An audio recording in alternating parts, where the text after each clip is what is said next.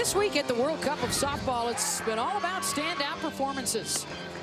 For the U.S., Chelsea Thomas had 19 strikeouts. She's already got 3 wins with her big-time change.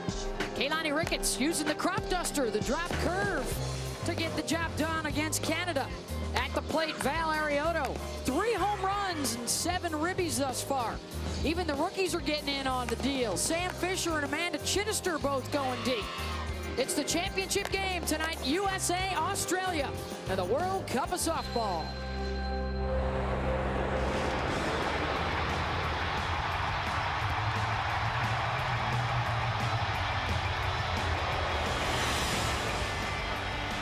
Welcome to the World Cup of Softball, presented by Lumber Liquidators. In our championship game tonight in Oklahoma City, it's Australia and the United States.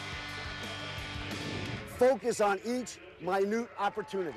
You take care of the little things. That thing up there will take care of itself. Play hard and play fast. Tonight's the night. Let's go. The final night here at the World Cup, and here are the General Tire World Cup softball standings. It's the USA, the only undefeated team in the tournament, taking on Australia for the World Cup championship. The United States beating the Aussies earlier in the tournament in pool play. And welcome to Oklahoma City. I'm Beth Mullins along with Michelle Smith. And Michelle, only fitting that this World Cup final comes down to the 2 most decorated teams in the Olympic Games over the course of the 4 Olympiads for these 2, USA and Australia. Yeah, and both of these programs getting ready for World Championships. This is a fitting championship game. Both programs very decorated and have played well this week. Team USA is going to be challenged, though, by Australia. But they have done very well offensively this week, and it has been Valerie Arioto who has supplied the power. And her home runs have been big shots, solo shots to get the U.S. on the board in very clutch situations. Sam Fisher, one of the rookies, she comes up large against Canada. A 3-run home run to help Team USA in a very good showing against Canada. And then newcomer as well, Amanda Chittister, a grand slam yesterday against Brazil to help propel the U.S. team into the championship game here tonight. The United States will try and keep swinging a big bat, and they will rely on the arm of Jackie Traina, who guided the University of Alabama to the World Series National Championship on this field in early June. Jackie Traina has been a power pitcher. She's done it all. She throws the curveball. She uses a very good off-speed. Look for Traina to be sharp tonight against a strong Australian team. This is going to be a great game coming up.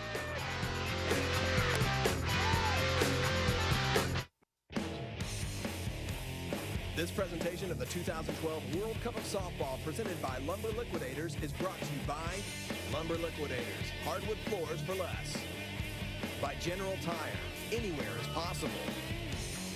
And by the Amateur Softball Association and USA Softball, the national governing body of softball in the United States. Welcome back to a rather windy night here in Oklahoma City. And some of the fans picking up their souvenirs from the World Cup of Softball. This is the 7th World Cup. The United States seeking a 6th World Cup title. And here is the lineup for Team Australia. And for the Aussies, Porter, DeBlaze, Bowering, and White all have home runs in the tournament. Their top player is that number 3 hitter, Stacey Porter, has played twice in the Olympic Games with a ton of experience for Australia. And they will be facing Jackie Traina, who they did not see, the only one of the American pitchers that did not have at least some work in pool play for the United States in their win against Australia. It was a 3-1 victory for the Americans. And the looper out to shallow left field, and Melinda Weaver taken care of on the catch by Molly Johnson, 1 down. Well, Jackie Traina, 42-3 her season at Alabama. That included a 26-0 start to the year. And it was on this very field back in early June that she guided the Tide to their first national championship. Well, yeah, if you think about it, it's been less than a month. And you have to go back very far to know that Jackie Traina won a bunch of really big games here on this field. And I think the thing that I love about Jackie is just her presence in the circle. She throws a really good drop ball, great changeup. She'll move the ball around, but it's her demeanor. You've seen her in the College World Series here against the Netherlands. She gives up a home run. Next batter comes right back, strikes him out. So just a very strong demeanor in the circle. You have to love that. MVP at the Women's College World Series. Facing Lee Godfrey, the right fielder here in the 2 spot for Australia, one of their captains. Her best outing so far of the tournament. She went 2 for 4 in their win against Puerto Rico. And played here collegiately at Radford in the U.S. Pops up the bunt attempt. Stacey May Johnson. No relation to the shortstop. 2 down. For the United States defensively, Moultrie, Taylor, and Cochran the outfield. May Johnson and Johnson on the left side of the infield. Sam Fisher getting the start at second base tonight. Valerie Arioto, the mainstay over at first, and Ashley Holcomb, the catcher behind the dish. So it's an all-Alabama battery. Although Trina arrived in Tuscaloosa after Holcomb had just left. And the first pitch from Jackie in for a strike, and you see the smile on her face. Looks like she's added a feather there, too, in the hair. But you talked about the demeanor and how calm and cool she is out there. I've heard some of her teammates describe it as if she's in her own little world when she's out there in that chalk circle. And she might get through this top half of the first with 3 pop-ups, and she does. To second, short, and third. Trina taking care of business in the top of the first. The United States picking up the bats when we come back.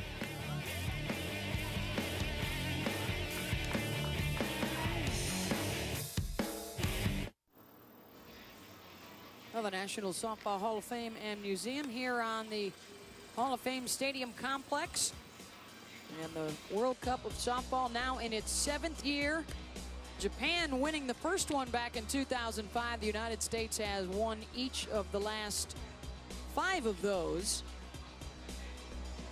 including a win over Australia in the 2009 final. It's Cochran, Taylor, and May Johnson getting things going with Arioto in the 4 spot, followed by Fisher, Chittister, Molly Johnson, the shortstop, and then Ashley Holcomb and Michelle Moultrie. So they'll put another speed burner down in that 9 spot, almost as another leadoff for Cochran and Taylor at the top of the order.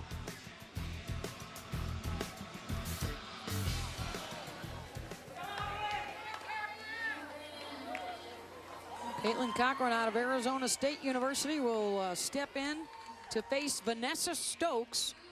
The United States has not seen Stokes yet in this tournament. In fact, very few have. Just 2 innings of work in their win against Puerto Rico on Saturday. That's all we've seen of the 25-year-old from South Australia. Now Vanessa throws a good drop ball, changeup, and curveball. So look for her to keep the pitches low in the zone against the U.S. Going to need to mix speeds, try to take some power away, and also keep that speed off the bases. And a big moment for Vanessa, Michelle. This is just her first year with the Australian national team. So obviously against the United States, the biggest night of her international career.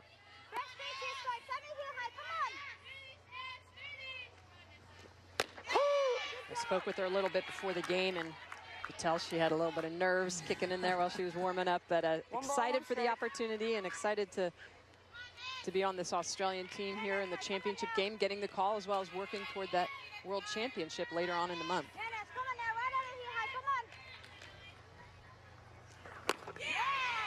Gets that one by Cochran at 66 miles an hour. Caitlin out of Yorba Linda, California, 3-time Pac-10 Player of the Year from her college days. She was one of the top hitters here at the World Cup last year for the United States, and has scored 4 times and driven in a couple more so far in this tournament.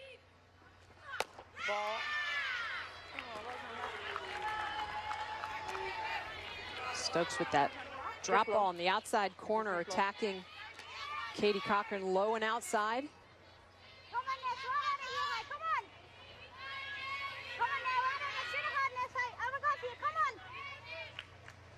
2-2 to Cochran. And that's laced out into left center. Cochran will hold at first, and the leadoff on board for the United States.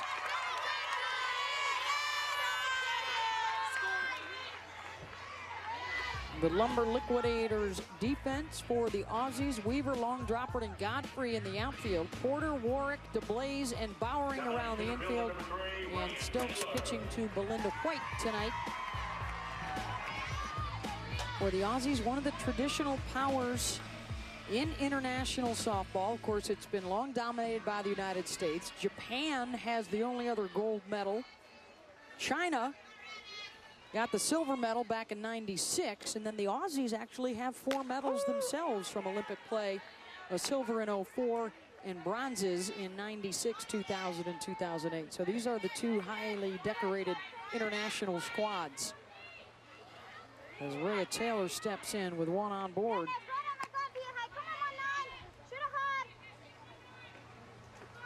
Ball. Ray has made tremendous progress since the Australia game earlier in this tournament. She went 0 for 3 with 3 strikeouts, Michelle, but since then got a hit against the Netherlands, 2 hits against Canada, and then went 3 for 3 yesterday against Brazil. Yeah, there was that one space there where she had struck out looking 3 times in a row, very uncharacteristic. And you know, the thing with Rhea Taylor is that she has so much speed. All she has to do is touch the ball. I think she was just trying to get that perfect pitch. In an international ball, the best players in the world learn how to hit pitches outside of the zone, because you're not going to see a lot of great pitches. It's very rare that you see the mistakes. And with Rhea Taylor, if that ball hits the ground twice, more than likely she's going to be safe. She's just that quick down the line. Ball. Lays off that one away. 2-2.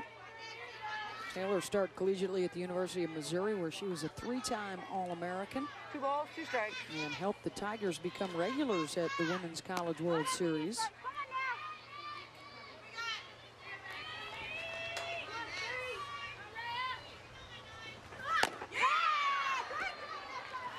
Flailed at that one, and the strike 3 to Taylor, 1 down.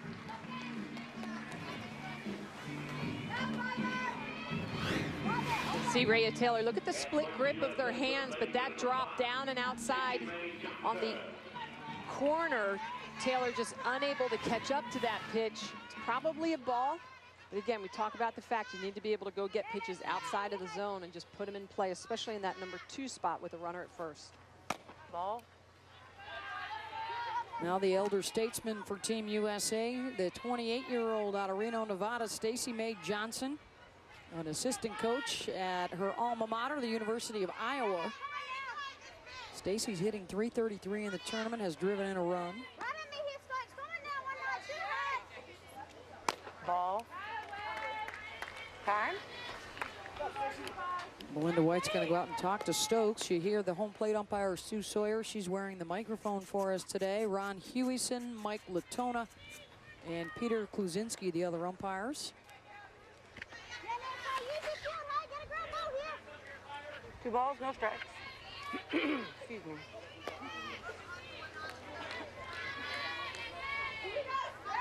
Yes, guys, come on now, hey, come on, shoot it hard, 2-0 to Mae Johnson.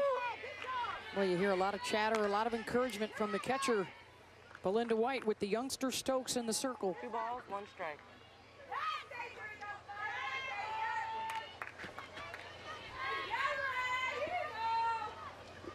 The Australians have always, their catchers have always been really chatty behind the plate. A lot of times when you're hitting, they're always talking to you, talking to their team.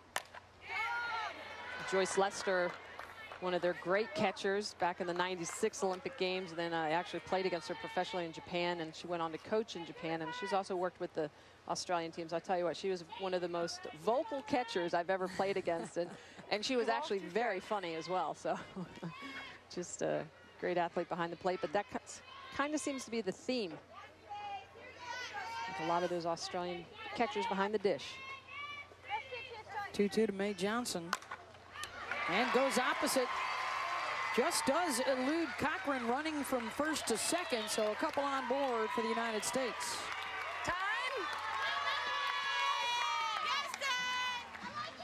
Here are the progressive keys to the game, Michelle. Well, for Australia, it's important for them to get on the board early and to contain the speed and the power of Team USA, struggling a little bit here in the bottom of that first inning to contain that power of Team USA. And for the U.S. team, they need to continue their power surge. They put a lot of runs up on the board yesterday against Brazil, against Canada the game prior. So they need to continue that power, and then they need to finish it. They're a young team. They need to understand that they've done a great job getting here, but their work is not done. They need to do the little things like we heard Coach Erickson talk about in the pregame. Do the little things that help you take care of business so the scoreboard comes out in your favor. Yeah, Ken Erickson has seen this team score 9 runs in each of their last 2 games. They ended early with run rule wins. They have homered in 4 of their last 5 here at the World Cup. And Valerie Arioto, the Cal grad, has been the most impressive, sending it out of the yard 3 times here in the World Cup, including a solo home run that ended up being the game winner against the Aussies. Ball.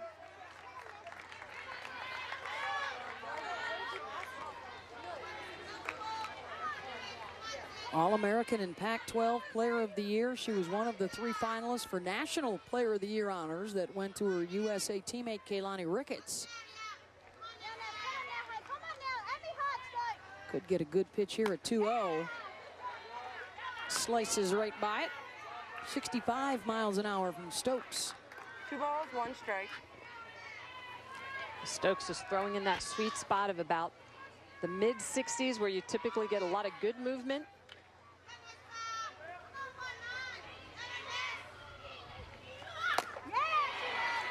Arioto couldn't hang on. 2-2.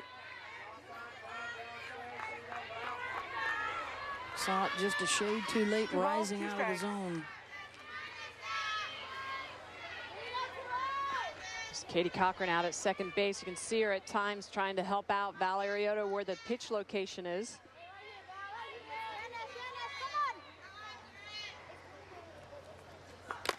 And a big strikeout for Stokes. That's her second. 2 down. Stokes does a good job of getting this ball underneath the hands of Val Arioto. You can see that pitch. It's a little sweet over the white part of the plate, but look at Val's hands a little bit late, the way this ball's going to creep up and underneath her hand. She just can't get that bat extended just off of that pitch. That's a great pitcher's pitch against a very good power hitter for Team USA. Arioto's been seeing it real well. Just the second time she struck out in this tournament. And now Samantha Fisher, the second baseman. Probably going to come out and talk a little bit to Stokes about the fact that Katie at second base is given a little bit of sign. So you'll see that international play sometimes your teammates will help you out, give a little bit of a wave behind you for an outside pitch, inside pitch, a little bit of a point. Probably discussing signs.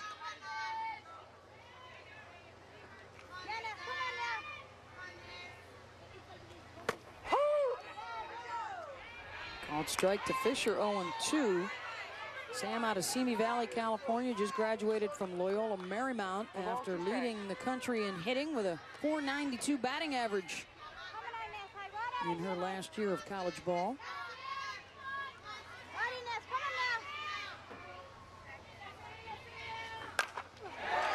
That's out to center field, and that will go over the head of Verity Long Dropper, who misread it. Cochran scores. And Sam Fisher driving in a pair here for Team USA as Mae Johnson comes around as well.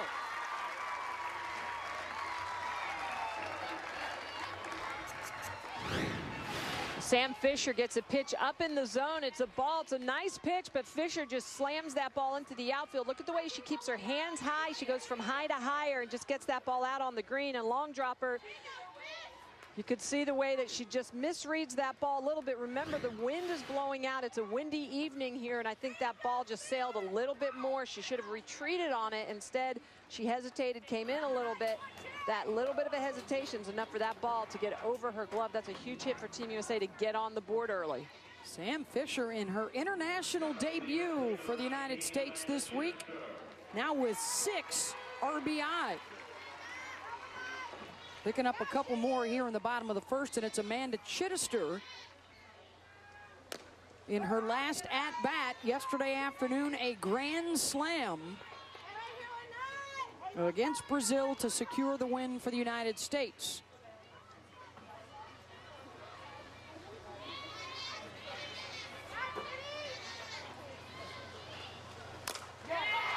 And snagged at second base by Brenda DeBlaze.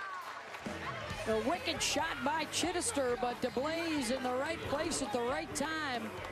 But it's Samantha Fisher going out to deep center field to drive in a pair.